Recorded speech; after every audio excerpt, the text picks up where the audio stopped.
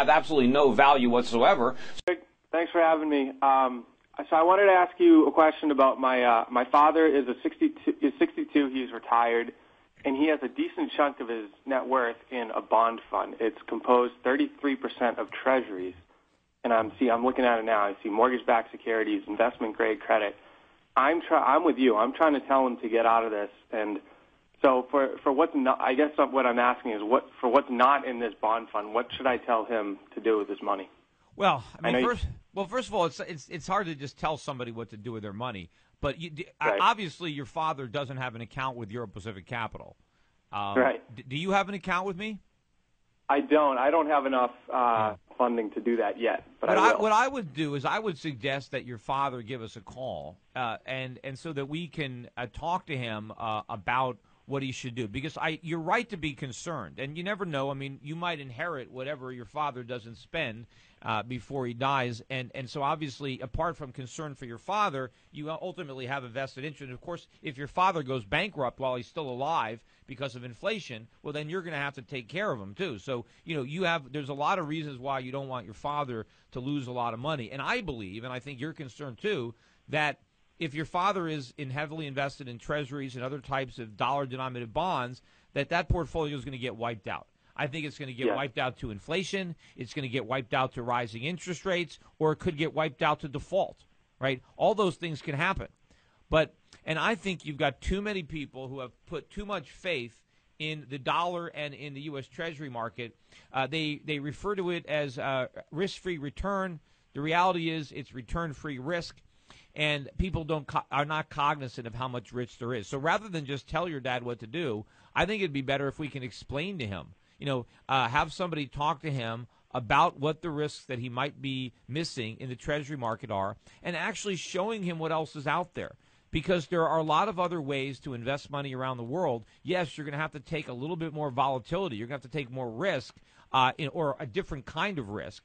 But I think that you can get good returns around the world in debt instruments, bonds, in stocks that I don't think have the inflation risk that treasuries have, or don't have the risk of rising rates because the rates are already much higher. If you own a long-term bond that has a very, very low yield and then rates go up, that bond is in a lot of trouble.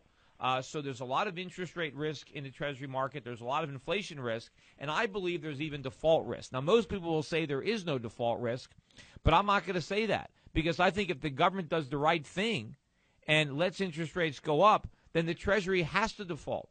The only way the Treasury won't default is if there's massive inflation, but that's simply default by another name. So that's what the government does, right? There's no way that they can pay the money back, which means there's no way that your father can get paid back legitimately.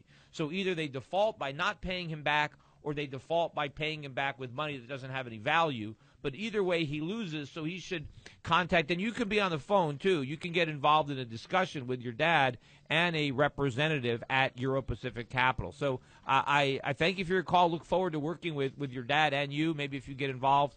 We got a commercial break. We'll be back. We're going to take more calls. 855-4SCHIFF is our number. Stick around.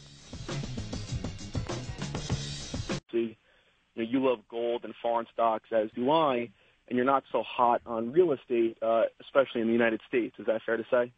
Yeah, I think that real estate is going to lose value in general because of the declining standard of living of the United States. So if the country is poor, look at Detroit for an example, right? They're giving away houses for $500 a piece. I mean, even if it would cost you $100,000 to build the house, it doesn't matter because nobody wants to buy it. We played sound on the other show about how they think they're going to rebuild Detroit on the housing market. I mean, who's going to buy houses? I mean, there's no jobs there. Nobody wants a vacation house in Detroit. You think somebody's going to say, hey, I'm going to buy a second home. Where do I want to spend my vacations? Well, there's some cheap houses in Detroit. Maybe we can vacation there. There's no reason to buy those houses. So if the country goes the way of Detroit, real estate is going to lose value. Yeah, obviously, I agree with you. Speculating in single-family homes, I don't think is really a great play. But I just wanted to come on and kind of put up a defense for investing in multifamily units, apartments, and not even 500-unit apartments. But to me, an 8 or 10-unit apartment building that's well managed, I think because you're investing for cash flow rather than capital gain. Yeah, it depends where it is. If it's in North Dakota, you're going to have some tenants because they're going to have jobs. It depends on where the jobs are, because I think as inflation really kicks in and as prices for food and energy and things like that really go up, people aren't going to have money to pay their rent. And so what are they going to do? They're going to stop paying their rent, in which case now what are you going to do? You have, people are going to take on roommates. They're going to live with their family. So if you start having 2 and 3 people sharing apartments, there's going to be more vacancies. So I think that rent can give, because food is global. Energy is global. Certain costs, Americans have to compete with the Chinese or the Japanese or Europeans.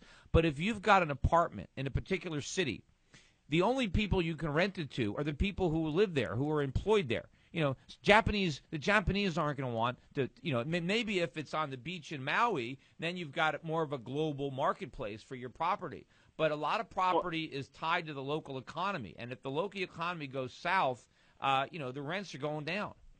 Well, I definitely agree the market is the most important thing. But what about these people who are in homes who, when interest rates rise and their house gets foreclosed on, they have to live somewhere. Don't you think those people would actually help the rental market? Yeah, look, I'd rather own rental property, than single-family homes. You're absolutely right. I definitely would rather, but I'd rather own gold stocks right now, or I'd rather invest in property in countries that I think have a brighter prospects in the near future. So if you put a gun between my head and said invest in single-family homes or multifamily, I'd take the multifamily. So if that's the answer you want, I'm glad you got it. I got to move